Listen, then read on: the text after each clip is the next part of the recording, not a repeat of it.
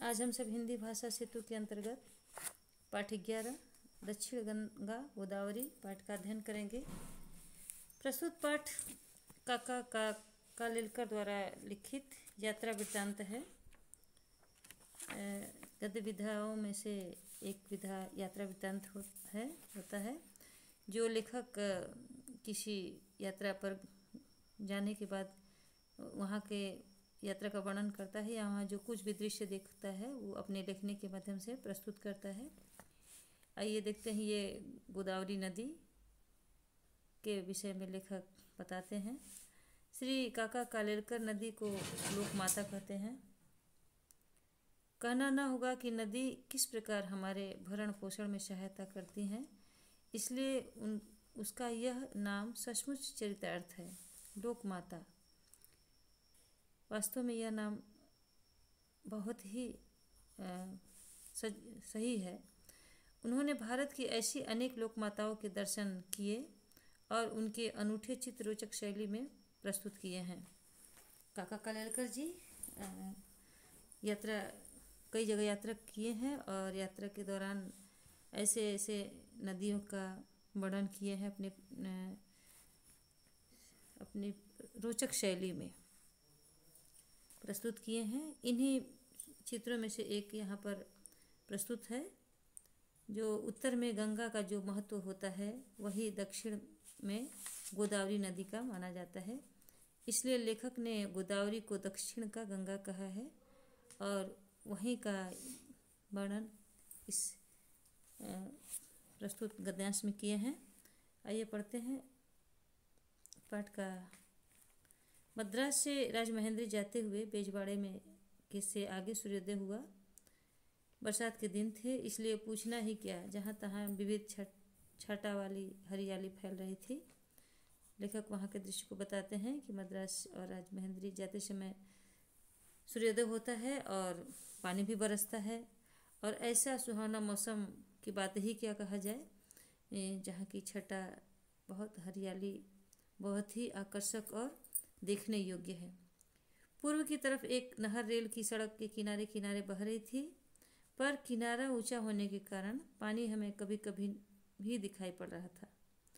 सिर्फ तितली की तरह अपने अपने पाल फैलाकर कतार में खड़ी हुई नौकाओं पर ही हमें नहर का अनुमान करना पड़ता था। जो नौकाएं एक लाइन से कतार में खड़ी थी तो ये पता चलता था कि यहाँ से ये जो नहर जा रहा है। बीच बीच में छोटे छोटे तालाब भी मिलते, इनमें रंग बिरंगे बादलों वाला आसमान नहाने के लिए उतरता हुआ दिखाई पड़ता था और इससे पानी की गहराई और भी अथाह हो जाती थी। अथाह माने जिसको नापा न जा सके, वो पानी और भी अथाह हो जाती थी। कहीं कहीं चंचल कमलों के बीच खामोश खड़े हुए बगुलों को देखकर सवेरे की ठंडी ठंडी हवा का अभिनंदन करने को मन मचल पड़ता था। मतलब वहाँ बगुलों को देखकर ऐसा लगता था कि जो ठंडी ठंडी हवा में जो ये बगुले घूम रहे हैं, स्वयं कभी भी उस दृश्य को देखकर आकर्षित होता था, उसका भी मन आनंदित होता था। इस तरह कविता प्रवाह में बहकर जाते हुए कोबुल स्टेशन आ गया। मन में यह उमंग भरी थी कि अब यहाँ से गोदावरी मैया के भी दर्शन होने लगेंगे। वहाँ दृश्य को देखते हुए, ये बगुलों और रंग बिरंगे दृश्यों को देखते हुए आगे बढ़ता है। बढ़ते समय स्टेशन पहुंच जाते हैं और मन में यह खुशी होती है कि अब मुझे बहुत जल्दी ही गोदावरी मैया के दर्शन होने लगेंगे या नदी का दृश्य हमें दिखाई देगा।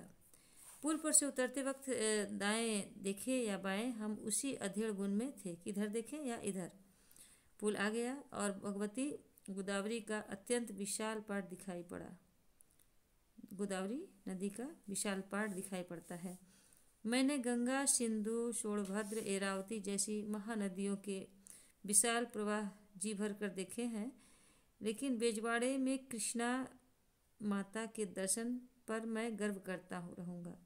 लेकिन राजमहेंद्री के आगे गोदावरी की शान शौकत कुछ निराली ही है।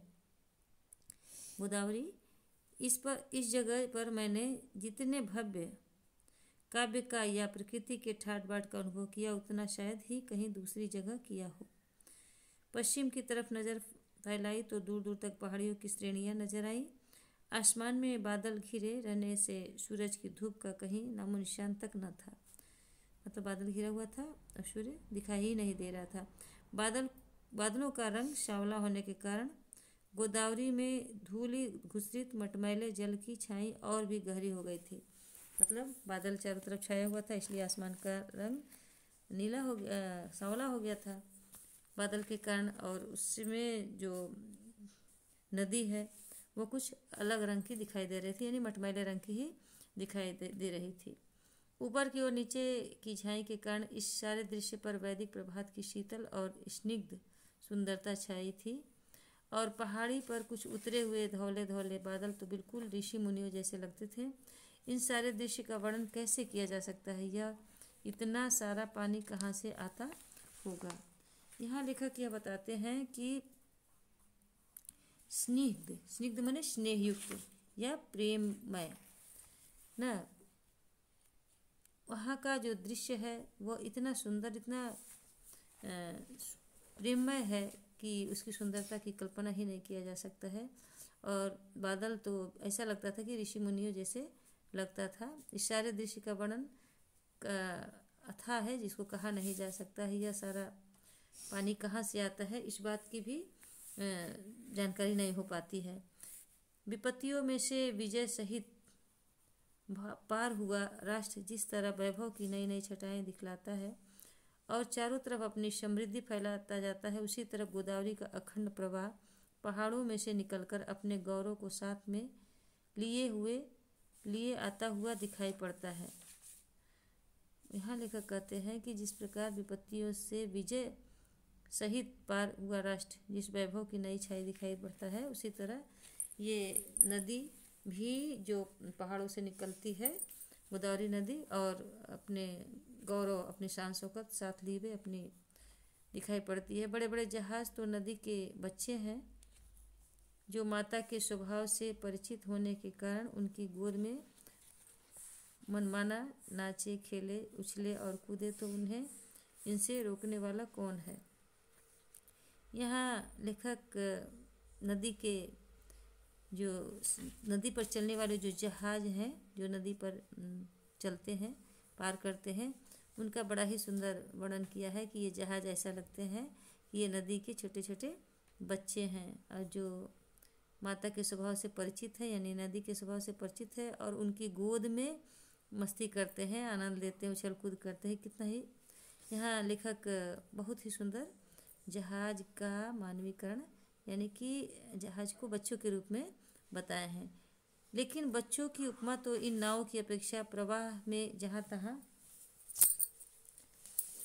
पड़ते हुए भंवरों को देनी चाहिए। फिर आगे क्या कहते हैं कि जो बच्चों की उपमा, यानी जहाँ बच्चों नदी पर चलने वाले जहाज को बच्चों की उपमा दिए हैं, लेकिन कहें कि यहाँ बच्चों की उपमा तो इसे देनी चाहिए जो नाव में, बच्चों की उपमा तो इन नावों में की अपेक्षा प्रवाह में जहाँ तहाँ पड़ते हुए भंवरों, जो नदी में कि पानी में जो भंवरा होता है, जो गोल घेर गोल गोल गोल घूमता है पानी का, उससे कह कि उसे उपमा देनी चाहिए, जो बच्चों की तरह अटकेलियाँ कर रहा है, गोल घूम रहा है। कुछ देर दिख पड़े, थोड़ी ही देर में भयानक तूफान का स्वांग रचा और एक ही पल में खिलखिलाकर हंस पड़े। ये भंवर न जाने कहाँ से आते और कहाँ चले जाते हैं। मतलब जो भंवरे हैं उनको बच्चों की उपमा दिया है लेखक, और कहते कि कुछ क्षण जब आधी तूफान आता है तो कुछ स्वांग मने मतलब रासलीला यानी नृत्य करता है और झूमता है। फिर कुछ देर बाद जब ये आंधी तूफान समाप्त होता है तो लगता है कि ये भंवर, जो पानी का भंवर है, न जाने कहाँ गायब हो जाता है। ऐसे लंबे चौड़े भारी पाट के दरमियान अगर टापू न हो तो इसकी कमी ही रह जाए। गोदावरी के टापू अत्यंत प्रसिद्ध हैं। कई तो पुराने धर्म की तरह जहाँ के तहाँ स्थिर रूप में होकर जमे हुए हैं, और कई एक कवि की प्रतिभा की तरह क्षण क्षण भर में स्थल की नवीनता उत्पन्न कर लेते हैं और नया नया रूप ग्रहण करते हैं। इन टापुओं में अनासक्त बगुलों को छोड़ और कौन रहने जाए, और जब बगुले चलते हैं तो वे उन पर अपने पैरों के गहरे निशान बगैर और जगह कैसे जाएं। अपने धवल चरित्र का अनुकरण करने वालों के लिए चरण चिन्हों द्वारा अगर वे दिशा सूचित न करें तो बगुले ही कैसे। लेखक यहाँ बता रहे हैं कि ऐसे लंबे लंबे भारी पाठ हैं, इसके दरमियान टापू का होना तो स्वाभाविक है। टापू है गोदावरी के जो प्रसिद्ध टापू है, जो गोदावरी में टापू जो है वो अत्यंत प्रसिद्ध है। कई तो पुराने हैं, लेकिन कहीं कहीं कई जो स्थिर होकर खड़े रहते हैं, और कोई कभी प्रतिभा की तरह क्षण क्षण भर में स्थल की नवीनता उत्पन्न कर लेते हैं और नया रूप धारण कर लेते हैं। टापुओं में अनासक्त बगुलों को छोड़ और कौन रहने जाता है। टापुओं में बगुले जो अनासक्त, जो कहीं